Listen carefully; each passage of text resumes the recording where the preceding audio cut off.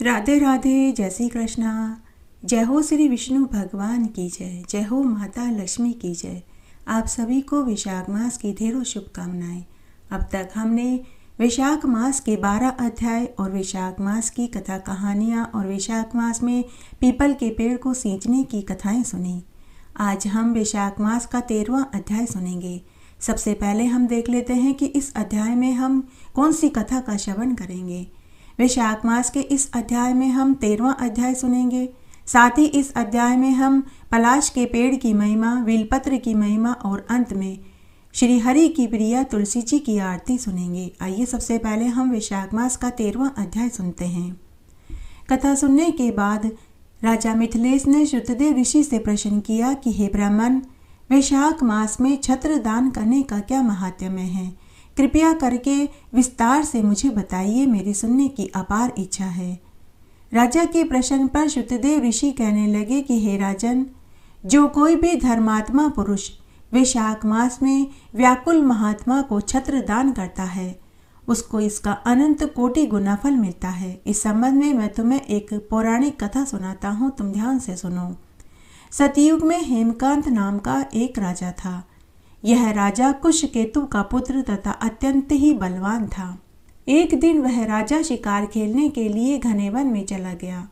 वहां पर अनेक मृग और शुकरों को मारता हुआ दोपहर में बहुत ज्यादा थक गया, तो वह इधर उधर छाया की तलाश में ढूंढने लगा। तभी उसे मुनियों का एक आश्रम दिखाई दिया। उस समय क्षतीर्ज नामक एक ऋषि ध्यान लगाए समाधि अवस्था में बैठे हुए थे। उसको यह भी मालूम नहीं था कि आश्रम में कौन आया है। वे ऋषि निश्चिंत भाव से समाधि में बैठे हुए थे, तो उन्होंने राजा का सम्मान नहीं किया। इससे राजा को ऋषि के ऊपर महान क्रोध आया। वह ऋषि को मारने के लिए आगे बढ़ा। तब ऋषि के शिष्यों ने राजा को रोका और कहा कि अरे दुर्बुद्धि राजा, तू ध्यान से सुन। हमारे गुरुजी तो समाधिस्थ होकर बैठे हैं। उनको तो यह भी नहीं मालूम कि बाहर क्या हो रहा है, इसलिए इस समय हमारे गुरु पर आपका क्रोध करना उचित नहीं। तब राजा क्रोधित होकर गुरु के शिष्यों से बोले कि अरे ओ ब्राह्मणों, मैं थका हारा तुम्हारे आश्रम में आया हूँ। तुम लोगों ने मेरा आतिथ्य सत्कार तक नहीं किया और न ही जलपान के बारे में पूछा।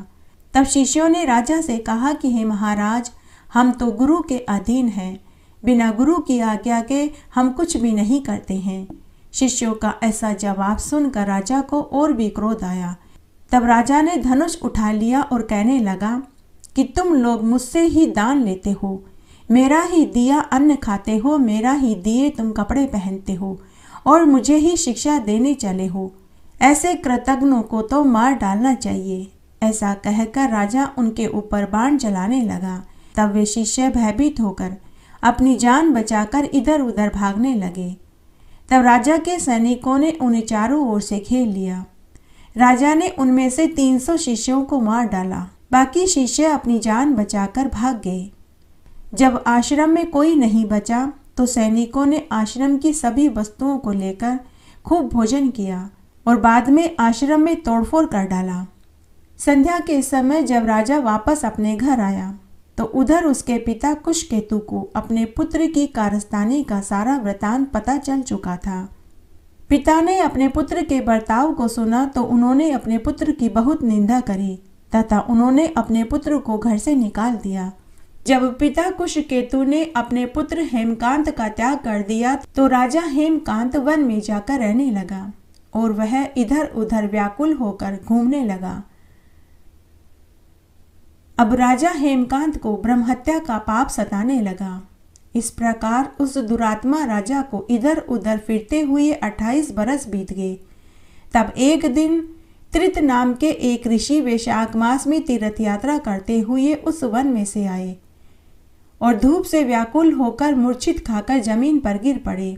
देव योग से हेमकांत राजा ने ऋषि को मूर्छा खाकर गिरते हुए देख लिया तो उसके मन में बड़ी भारी दया उत्पन्न हो गई। उसने ढाक के पत्तों की एक छतरी बनाकर मुनि के सिर पर लगा दी और अलंबुका का जल पिलाया। इस उपचार के करने से मुनि की मूर्छा टूट गई तथा इंद्रियों में कुछ चैतन्यता आई तो वे उठकर अपने स्थान को चले गए। इस पुण्य के प्रभाव से उस हेमकांत राजा की 300 ब्रह्म हत्याएं क्षण भर में ही दूर हो गई। तब हेमकांत राजा को बड़ा आश्चर्य हुआ कि उसने 300 शिष्यों को मार डाला। 300 शिष्यों को इतना भारी कष्ट दिया, फिर भी उसकी ब्रह्म हत्या का पाप कैसे दूर हो गया? किसने दूर किया और किस कारण से दूर हुआ? इस बात की जानकारी हेमकांत राजा को नहीं पता चली। जब वह सोच ही रहा था तो उसकी मृत्यु निकट आ गई। उसके संग्रहणी रोग लग गया। जब उसके प्राण पखेरु निकलने लगे तो उसको 3 बड़े बड़े भयंकर यमदूत दिखाई दिए। वह हेमकांत राजा को डराने लगे। तब हेमकांत राजा मौन साधकर छत्रदान को याद करके विष्णु भगवान को याद करने लगा। भगवान ने उसी समय अपने मंत्री विश्वक्सेन को आज्ञा दी कि यमदूतों को जाकर रोको और जिस राजा ने वैशाख मास में छत्रदान किया उस हेमकांत राजा की रक्षा करो।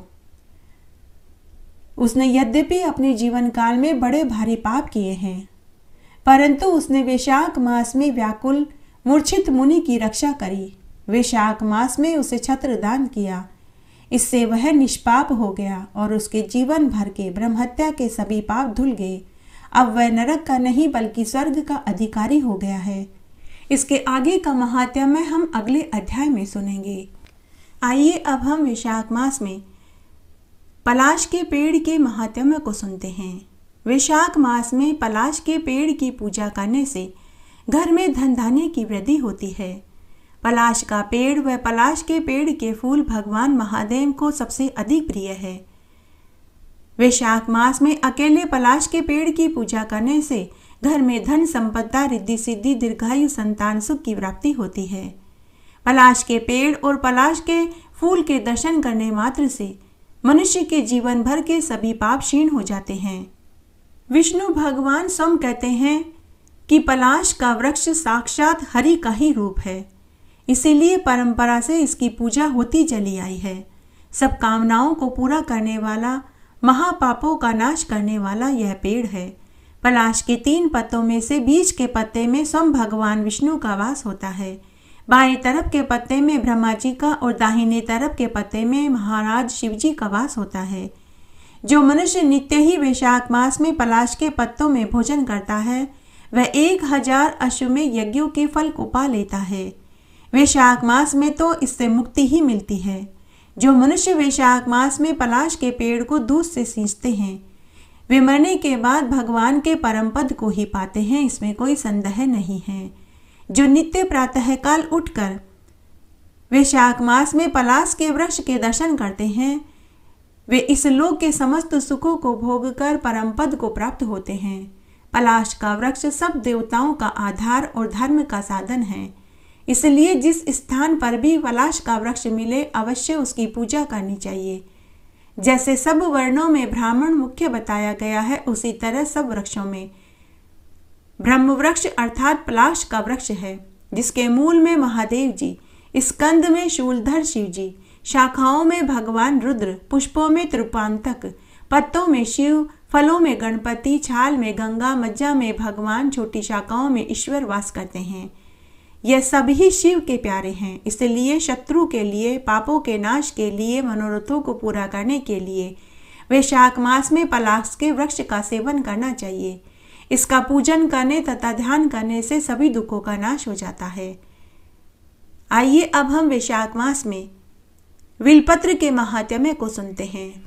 भगवान विष्णु एक बार कहने लगे कि विलपत्र के महात्म्य को कहने की सामर्थ्यता तो किसी में भी नहीं है। एक समय पार्वती जी विहार करती हुई थक गई तो उनके माथे पर पसीने की बूंदें आ गई। उस एक बूंद के पृथ्वी पर गिरने पर उस स्थान पर 2 वृक्ष पैदा हो गए। एक समय पार्वती जी वहां पर रमण करते हुए आई तो उन वृक्षों को देखकर उन्हें बड़ी प्रसन्नता हुई और विस्मय से वे अपनी दोनों सखियां जया और विजया से पूछने लगी कि हे सखियों, यह महान वृक्ष यहाँ पर कैसे और कब आया। पार्वती जी अपनी सखियों से कहने लगी कि यह वृक्ष मुझे सबसे अधिक सुंदर लग रहे हैं। तब जया ने पार्वती जी से कहा कि हे देवी, यह विलपत्र के वृक्ष तुम्हारे ही पसीने की बूंदों से पैदा हुए हैं। इनके पूजन से अनेकों पापों का नाश हो जाता है। तब पार्वती जी कहने लगी कि इन महान वृक्षों के पत्तों का जो कोई भी सेवन करेगा वह अवश्य इस पृथ्वी का राजा होगा। जो कोई भी श्रद्धा भाव से बेलपत्रों के द्वारा मेरी और महादेव जी की पूजा करेंगे, उनकी सभी मनोकामनाओं को मैं पूरी कर दूंगी। पत्रों के आगे के भाग को जो कोई भी खाएगा, उसके हजारों पाप उसी क्षण नष्ट हो जाएंगे। जो बेलपत्रों से मेरी और महादेव जी की वैशाख मास में पूजा करेंगे, वे कभी भी यम की यातना के दुख को नहीं भोगेंगे तथा तीनों प्रकार के कायिक, वाचिक, मानसिक सभी दुखों से वे दूर हो जाएंगे। इतने वचन कहकर पार्वती जी अपनी सखियों के साथ अपने लोक को चली गई। विष्णु भगवान कहते हैं कि बेलपत्र का वृक्ष अत्यंत ही पवित्र और पापों का नाश करने वाला है। इसके मूल में साक्षात गिरिजा का वास है। इस कंद में दाक्षायणी देवी का, शाखाओं में माहेश्वरी देवी का, पत्तों में पार्वती देवी का और फलों में कात्यायनी देवी का वास है।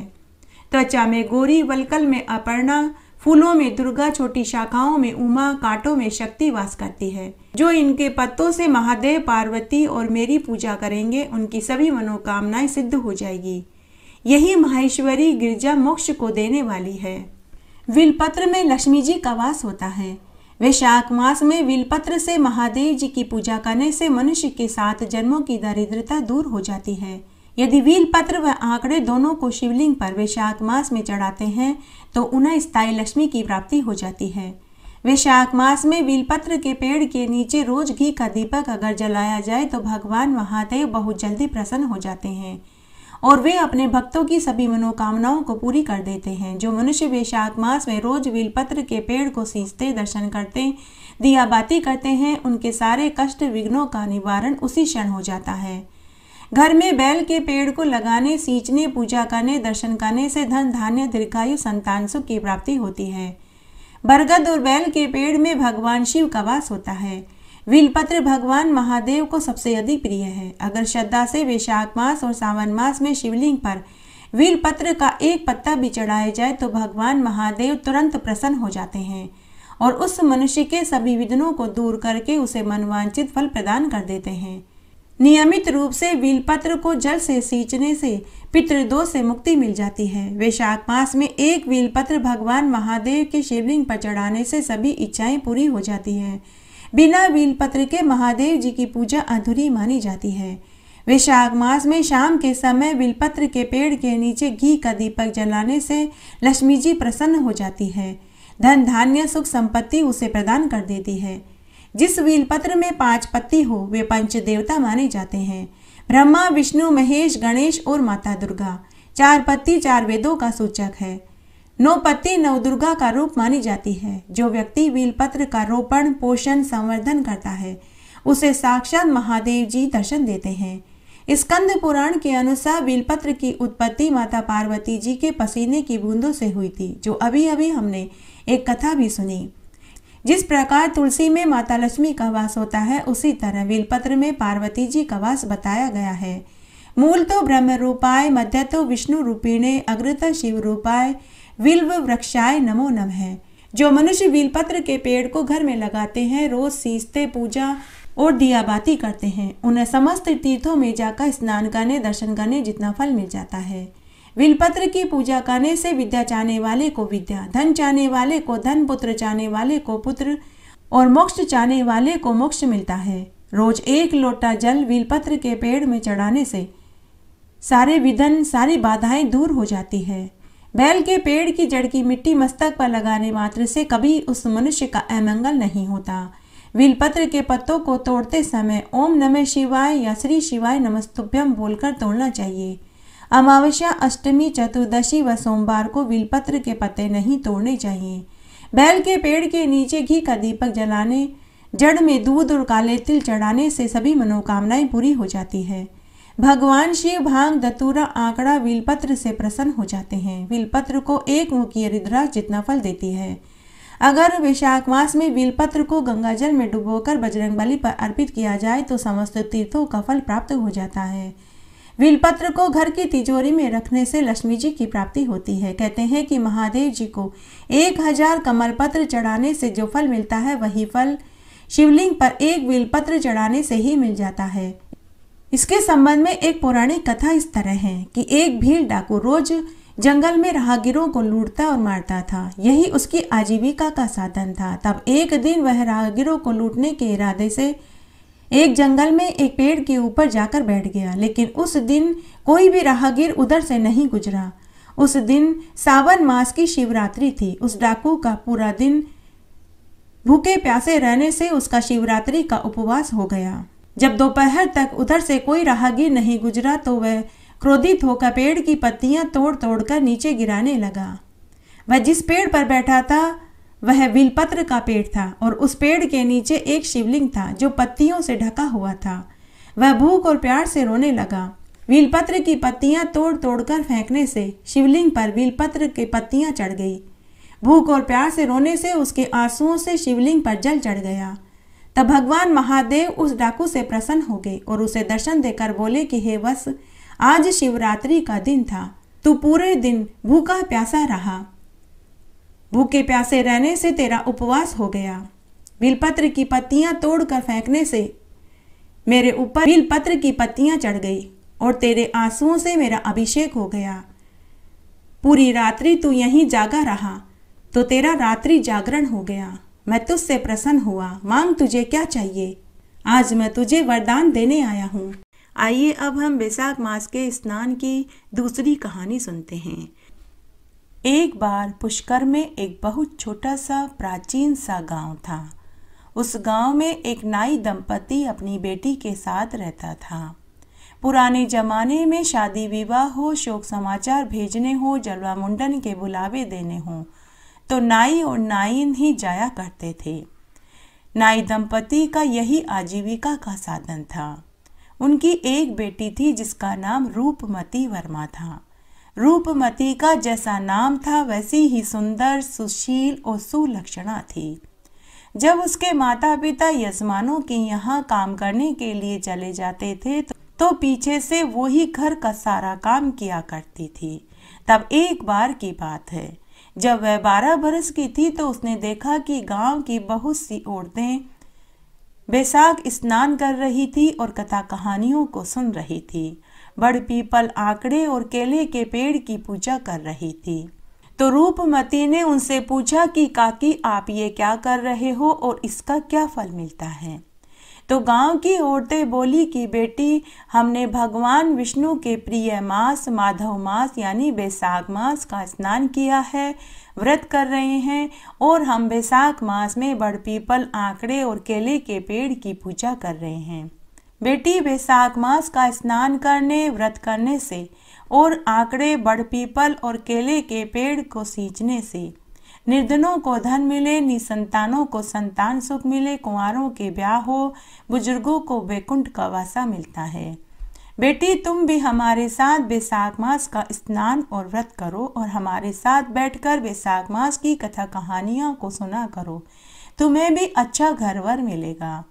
रूपमती ने अपने माता पिता से इसके बारे में कहा तो उसके माता पिता बोले कि बेटी, जैसा तुम चाहती हो वैसा ही करो।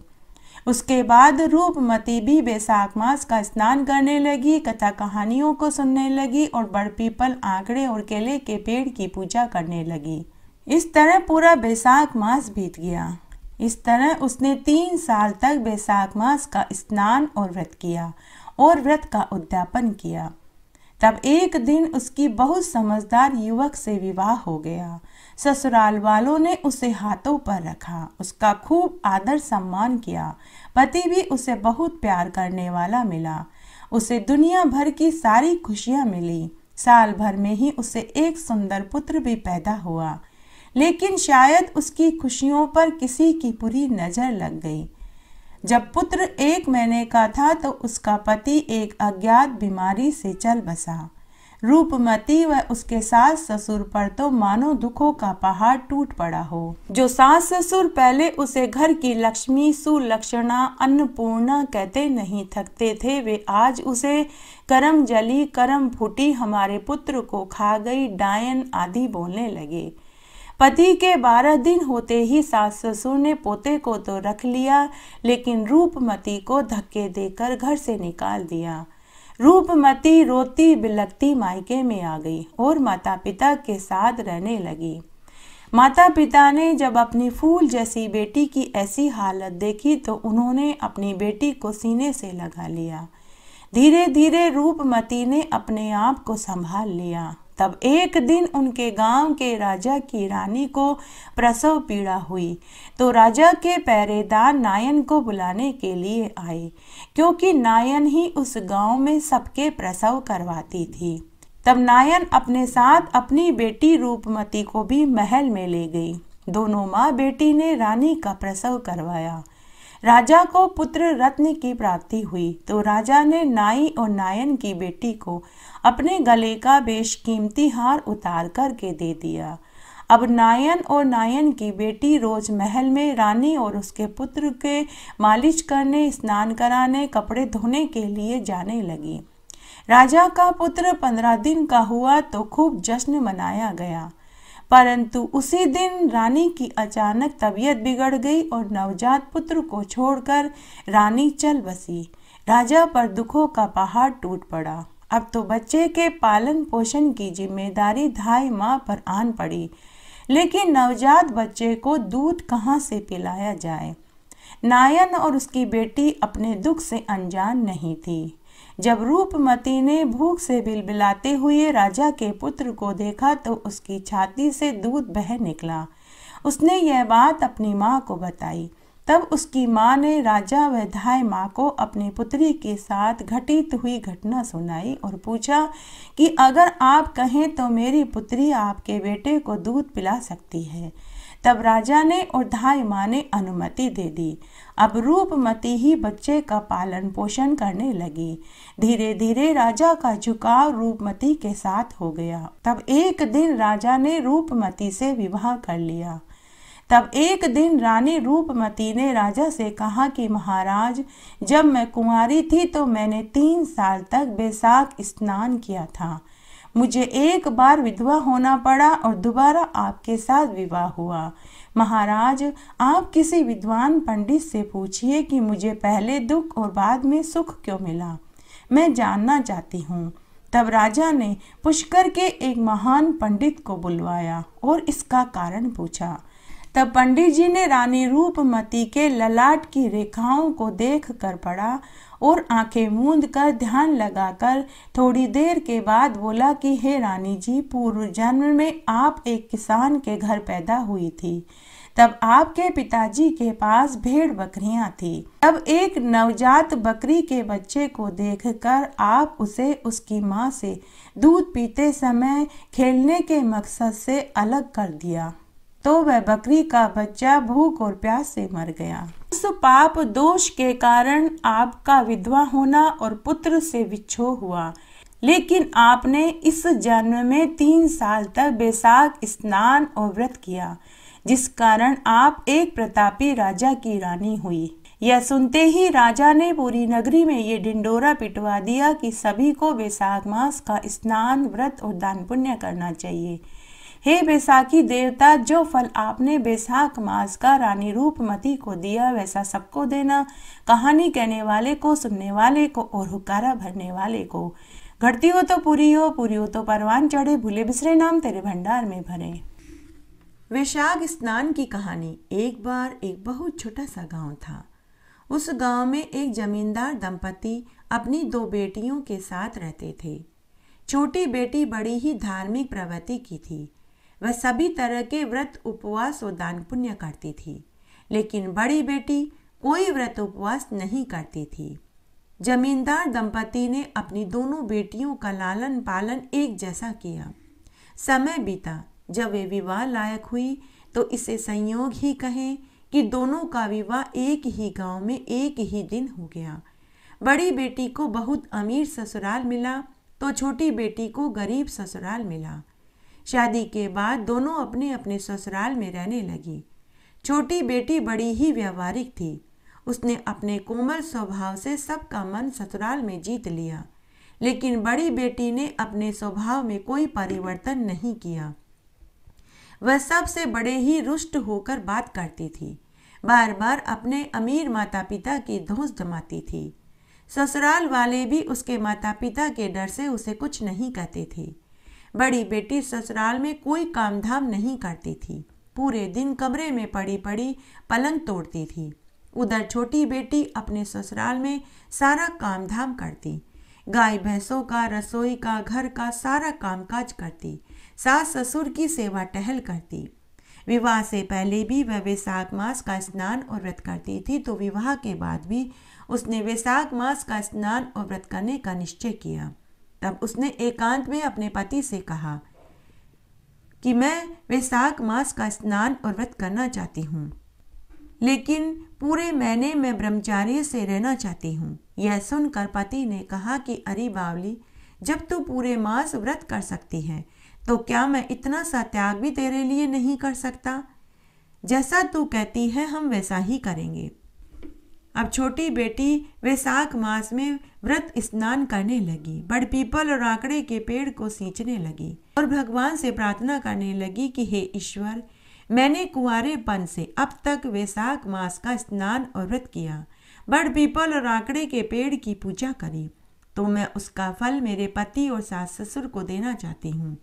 इस तरह पूरा वैशाख मास का महीना बीत गया। तब वैशाखी पूर्णिमा पर उसने वैशाख स्नान और व्रत का उद्यापन किया। कुछ समय बाद ही उसके पति को भी बहुत अच्छी नौकरी मिल गई। ससुर भी पुराने जमीन जायदाद के केस में जीत गए। घर में धन दौलत, नौकर चाकर, हाथी घोड़े सब हो गए। उधर बड़ी बेटी के बुरे बर्ताव से उसके पति ने उसे घर से निकाल दिया। जब छोटी बहन को पता चला तो वह उससे मिलने अपने मायके में गई, तो वह उस दिन खूब सारे सोने चांदी के गहने पहने हुए थी। उसका वैभव देखकर माता पिता तो बहुत खुश हुए, लेकिन बड़ी बहन चिढ़ गई। उसने कहा कि ये जेवरात असली पहने हैं या नकली पहन रखे हैं। तो छोटी बहन मुस्कुराते हुए बोली कि जीजी, असली जेवर ही पहन रखे हैं। यह देखकर बड़ी बहन टूट गई और जोर जोर से रोने लगी। उसका सारा दुख सुनने के बाद छोटी बहन अपनी बड़ी बहन से बोली कि जीजी, पहले तो आपको अपना बर्ताव बदलना होगा। सभी से, चाहे वह छोटा हो, बड़ा हो, बुजुर्ग हो, अमीर हो, गरीब हो, सबसे मीठा बोलना पड़ेगा। कड़वा बोलने से अगले का दिल दुखता है, जिसका बहुत बड़ा शाप लगता है। साथ ही दीदी, आपको वैशाख मास में स्नान और व्रत करना चाहिए। पूरे वैशाख मास में बड़ पीपल और आकड़े के पेड़ की पूजा करनी चाहिए। इससे वैशाखी देवता बहुत अच्छा फल देते हैं। ऐसा कहकर छोटी बहन वापस अपने ससुराल में आ गई। तब साल भर बाद जब वैशाख का महीना आया तो बड़ी बहन ने अपनी छोटी बहन के कथना अनुसार वैशाख मास का स्नान और व्रत किया। पूरे वैशाख मास में बड़ पीपल और आकड़े के पेड़ की पूजा करी। बड़ी बहन के द्वारा वैशाख मास का स्नान करने, वैशाख मास में बड़ पीपल और आकड़े के पेड़ की पूजा करने से उधर उसके पति और सास ससुर को सद्बुद्धि प्राप्त हुई। तब एक दिन उसका पति अपनी पत्नी को लेने ससुराल में आया। अब बड़ी बहन को समझ आ चुकी थी। उसने आते ही घर का सारा कामकाज संभाल लिया। अब वह सुबह जल्दी उठने लगी, अपने सास ससुर के लिए चाय बनाने लगी, उन्हें गरम गरम भोजन खिलाने लगी, घर का झाड़ू पोछा बर्तन कपड़े करने लगी। सास ससुर और पति को तो विश्वास ही नहीं हो रहा था कि यह इतनी जल्दी कैसे बदल गई। जिसके मुंह से हमेशा कड़वे बोल निकलते थे, लेकिन अब तो यह बिल्कुल बदल गई है। सास ससुर और पति का कहना भी मान रही है, आए गयों की इज्जत भी कर रही है, घर का काम काज भी इसने संभाल लिया है। तब एक दिन उसके सास ससुर और पति ने अपनी बहू से इसका कारण पूछा। तब बड़ी बहन बोली कि यह सब कुछ मेरी छोटी बहन का किया हुआ है। उसी ने कहा कि वैशाख मास का स्नान, व्रत और पूजा पाठ करो। वैशाख मास में बड़ पीपल और आकड़े के पेड़ को सींचो। तब उसकी सास ने कहा कि बहू, अगली बार जब वैशाख का महीना आए तो मुझे बताना, मैं भी तुम्हारे साथ वैशाख मास का स्नान और बड़ पीपल और आकड़े के पेड़ को सींचूंगी।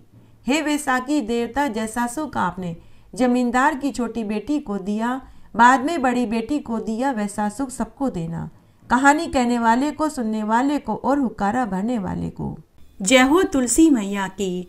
तुलसी महारानी नमो नमो, हरि की पटरानी नमो नमो। बन तुलसी पूरन तप कियो मैया, शालग्राम महापटरानी। जाके मंज मंजरी कोमल मैया, श्रीपति चरण कमल लपटानी। धूप दीप नैवेद्य आरती मैया, पुष्पन की वर्षा बरसानी। 56 भोग 36 व्यंजन मैया, बिन तुलसी हरि एक न मानी। सामरो सखी माई तेरा यश गावे मैया, भक्तों वर दीजे महारानी। तुलसी महारानी नमो नमो, हरि की पटरानी नमो नमो। इस तरह आज हमने वैशाख मास के महात्म्य का 13वां अध्याय और 13वें दिन की पुण्यफल देने वाली कथा सुनी। आशा करती हूँ यह अध्याय आपको जरूर पसंद आएगा। मेरे साथ बने रहने के लिए आपका धन्यवाद।